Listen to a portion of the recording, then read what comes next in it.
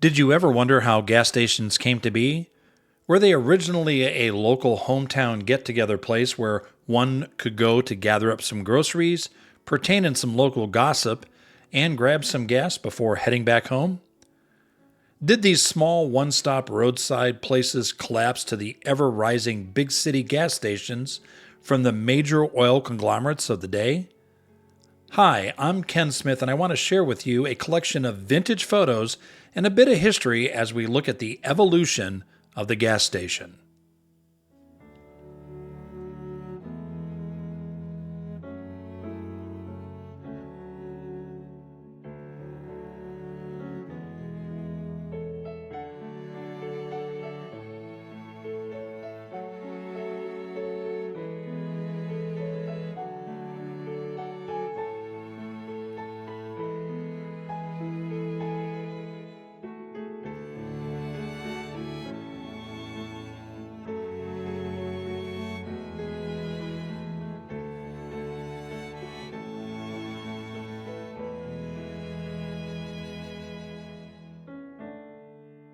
The dates and location for the first drive-in gas station are a bit of a debate, and some claim Standard Oil opened a station in Seattle in 1907, and others claim earlier stations in the St. Louis area. However, most give the title to a Gulf station in Pittsburgh, Pennsylvania, which opened on December 1st, 1913. The gas station was located at the corner of Baum Boulevard and St. Clair Street in downtown Pittsburgh. This was unlike previous filling stations because the pagoda-style brick facility had been purposely designed to offer air, water, crankcase service, and tire and tube installation. This station was very much like what was typically envisioned as a full-service station today. It was brightly illuminated, provides shelter from bad weather, and had a manager and attendants to help with refueling and repairs. This Gulf station also sold the very first commercial road maps in the U.S.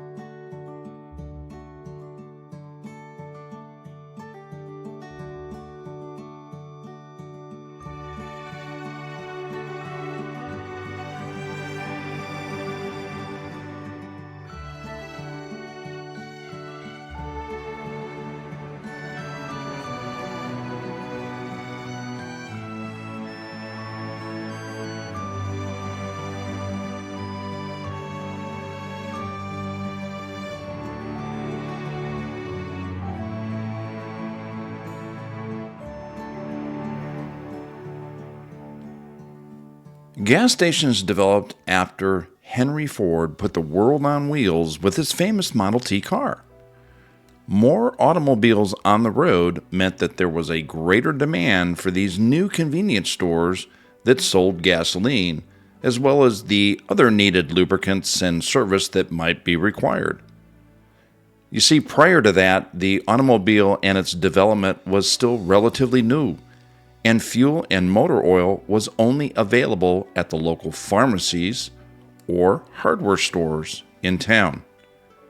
Motorists would simply go to one of these locations and purchase their fuel in cans because gas pumps were not yet invented. They would then fill their fuel tanks with the aid of a funnel. It truly was an archaic job in every sense of the word.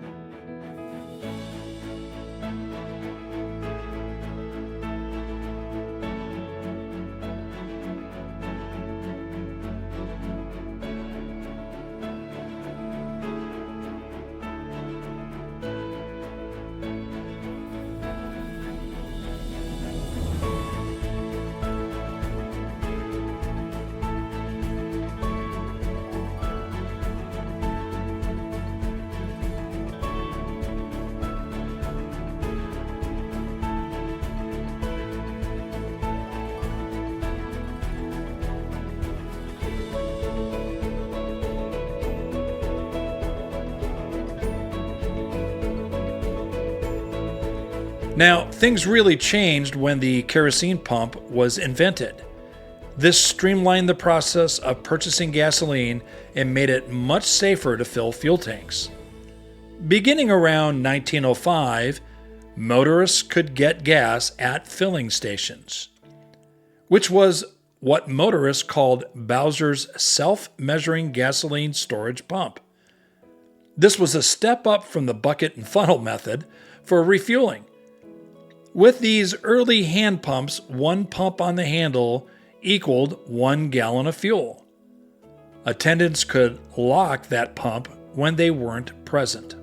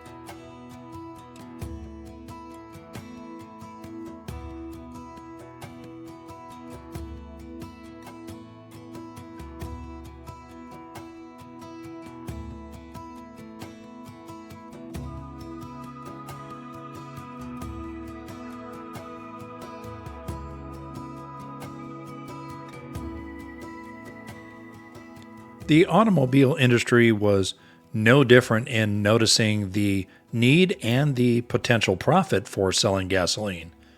Car dealerships joined in by selling gasoline as part of a service when vehicles came in for service.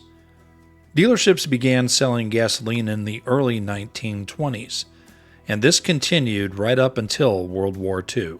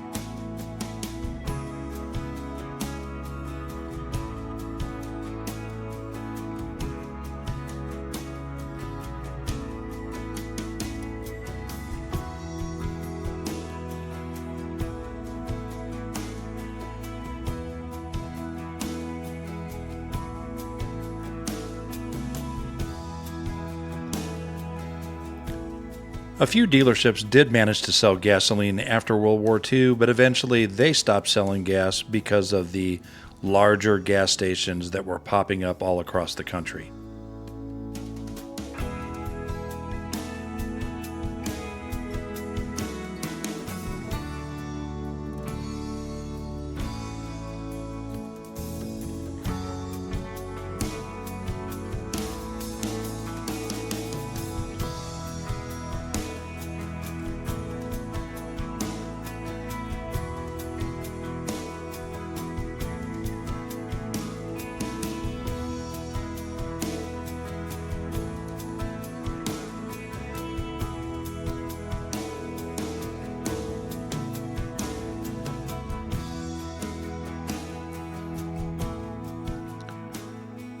An often overlooked aspect of gas station growth during this time frame in relationship to the growth of the automobile was how gasoline was actually delivered.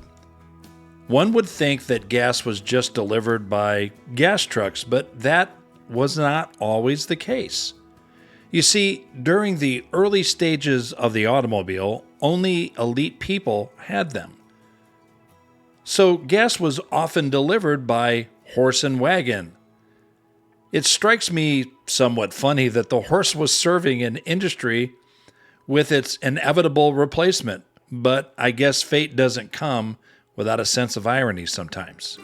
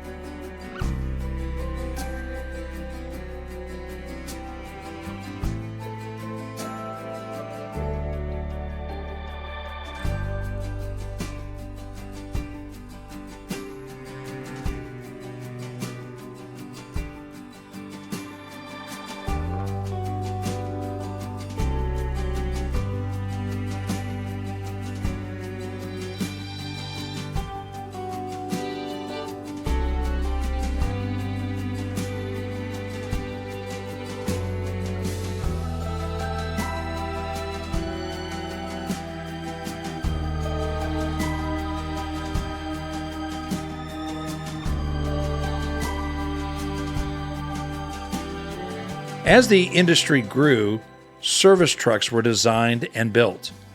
Local gas stations could receive their much-needed product by way of the truck. The industry continued to grow as refineries began growing to meet the demand.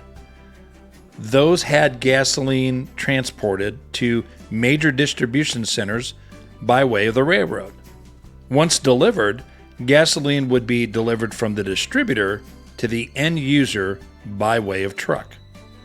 Occasionally, rural setups like this were also an option.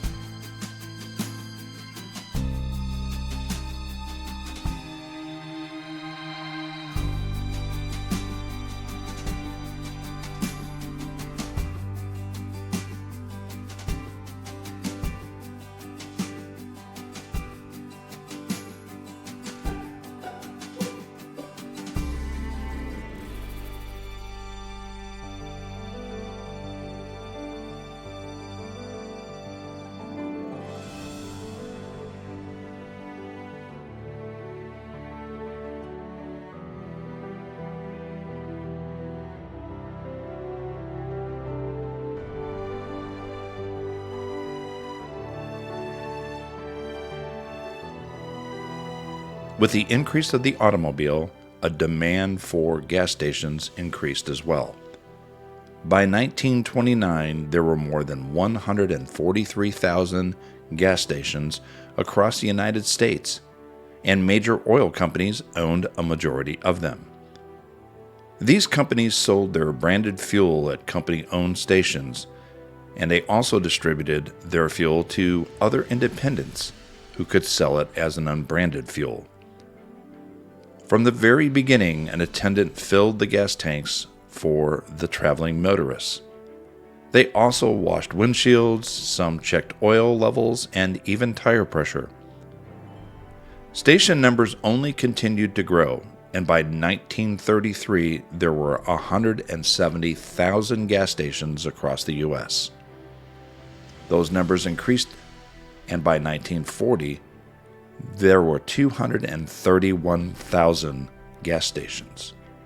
While World War II temporarily halted expansion, the post-war decade saw even more Americans taking to the road.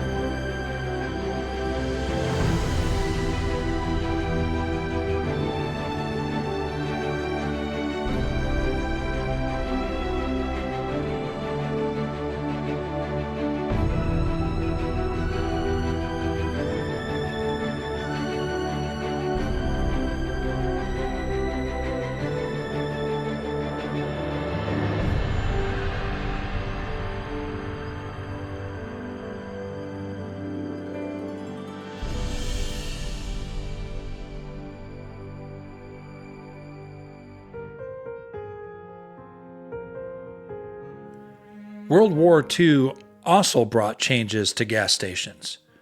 During World War II, fuel rationing in the United States, primarily gasoline, was implemented by the Office of Price Administration, or OPA, to conserve fuel and tires needed for the war effort.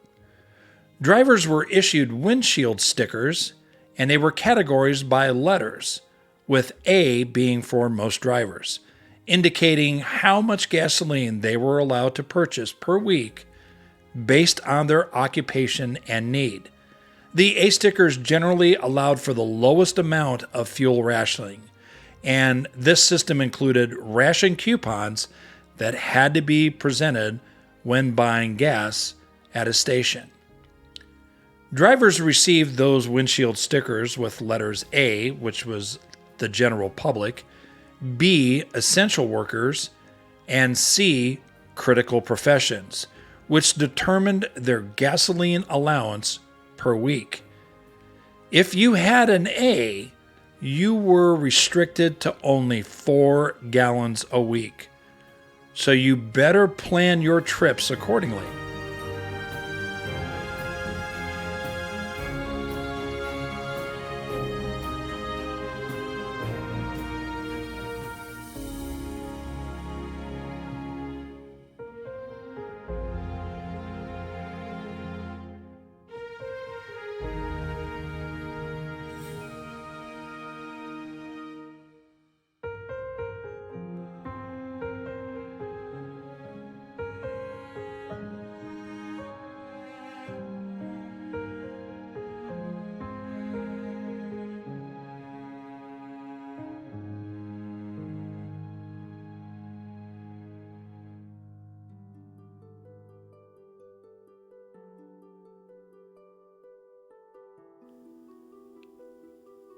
World War II introduced many women to jobs that were primarily held by men.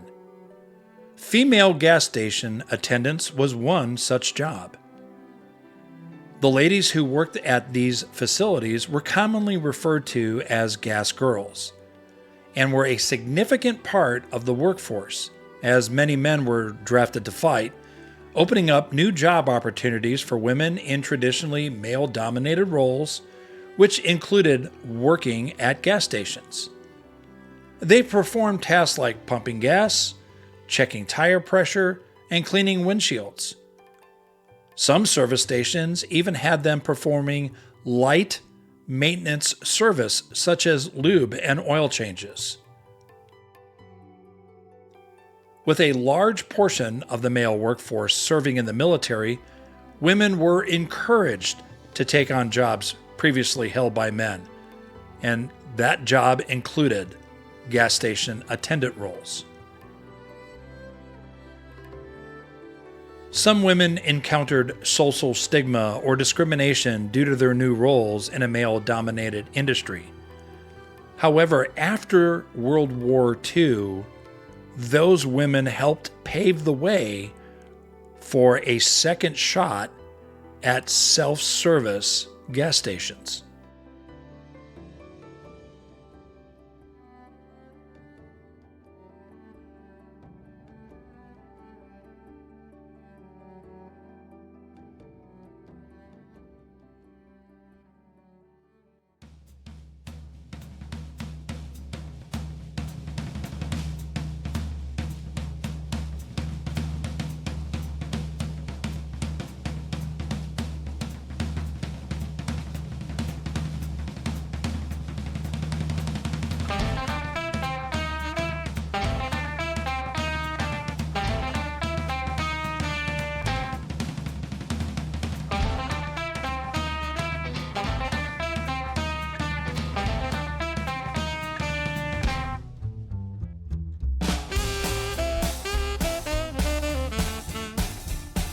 Shortly after World War II, the move to self-service gas stations took shape. In 1947, a Los Angeles gas station owner named Frank Ulrich opened the first self-serving filling station. These fuel pumps were run by a mechanical computer. The attendant manually turned the pump back to zero for each customer and would take the money and make change. The customer would pump their own fuel. Ulrich used the slogan, "Save 5 cents, serve yourself, why pay more?" to advertise his self-service station. And the station did well. For the station owner, it saved money because they were paying one attendant rather than a team of employees servicing their vehicle. With the money that they saved, they could charge a nickel less per gallon of gas, which is still attractive considering today's prices. Some filling stations took to this business model, but it took time for many to catch on. Instead, the stations competed with each other through other gimmicks like clean restrooms and salt and pepper shakers. The Gilmore Oil Company had blue-green gasoline and a lion.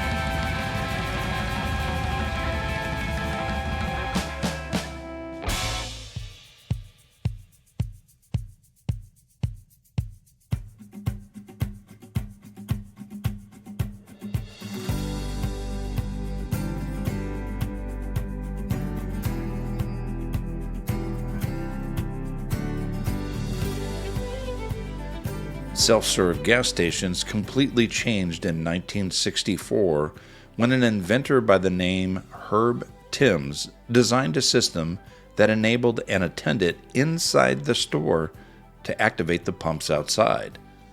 This invention completely fused the convenience industry and the gas station industry into one.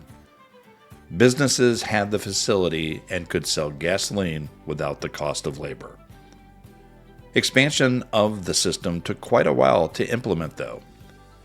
Most states had laws in place forbidding self-serve dispensers in service stations due to fire codes, but by 1981, 48 states changed their fire codes to allow for individuals to pump their own gas. New Jersey and Oregon did not. But despite these changes, the industry changes were slow going. These devices weren't cheap. They cost nearly $10,000 at the time. It took another decade for the system to drum up enough interest and adaptation for it to take place. In 1973, a station in Abilene, Texas, invented pay at the pump, and by 1994, about 13% of convenience stores offered pay at the pump. Less than a decade later, in 2002, the percentage of convenience stores with pay at the pump jumped to nearly 80%.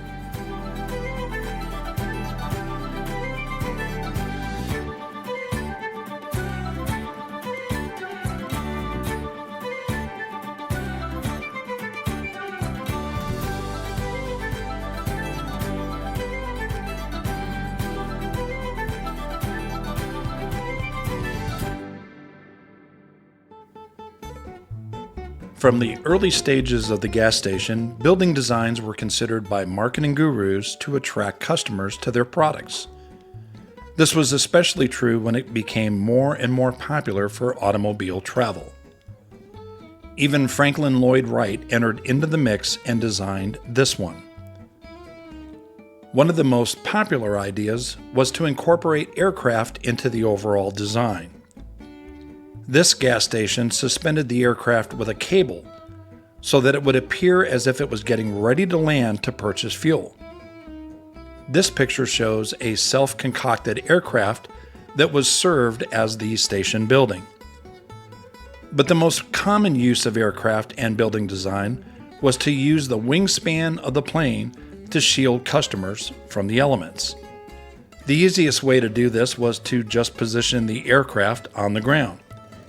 Pumps were placed in strategic locations under the wings to allow customers to drive under and fill their tanks. This World War II B-17 Flying Fortress gas station existed from the 1950s until recently, when the aircraft was removed to be restored to flying status. Of course, these guys would never consider anything other than a blimp for their marketing. Gas station designs and the marketing behind them continued to evolve. During the 50s and 60s, when automobile travel became an exciting adventure for the whole family, roadside gas stations continued to evolve. Several of these amazing structures still remain along Route 66 and can be seen today. But change would soon become unavoidable for automobile owners and their need for fuel, and nobody was expecting that change.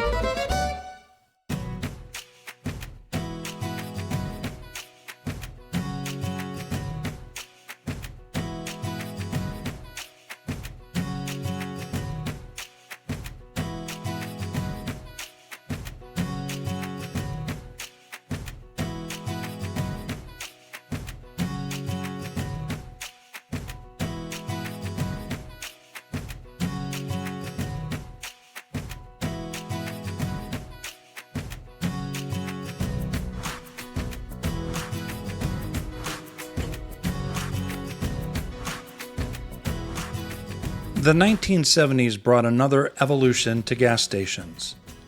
The OPEC embargo of 1973 brought fuel shortages to gas stations. At this time, many small service stations were still offering automotive service. For many of these small businesses, gas simply paid the rent, nothing more. There was hardly any profit margin in fuel. Salaries and profits that came from the service base. Without fuel, there was no need to visit the local service station for any other automotive needs. The additional push to reduce speed to a national speed limit of 55 was geared to help reduce the consumption of fuel reserves. While this may or may not be true, less gas being consumed also meant less trips to these service stations. By the time both the 73 and 79 shortages were over, it began the end of the service station. Many of these full-service and auto-service gas stations began to close as they were being replaced with stations that no longer had service bays in them.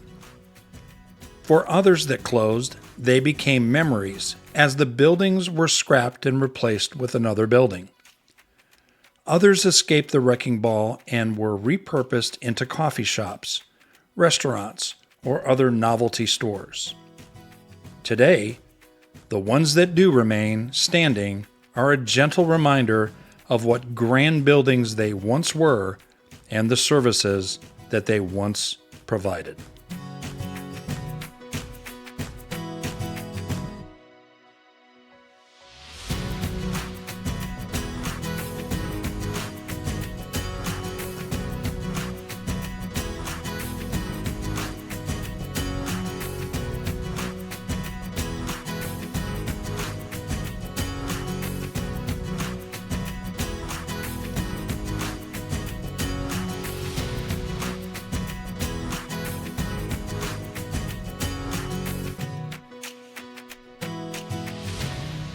If you enjoyed this video, be sure to check out these informative and educational videos too.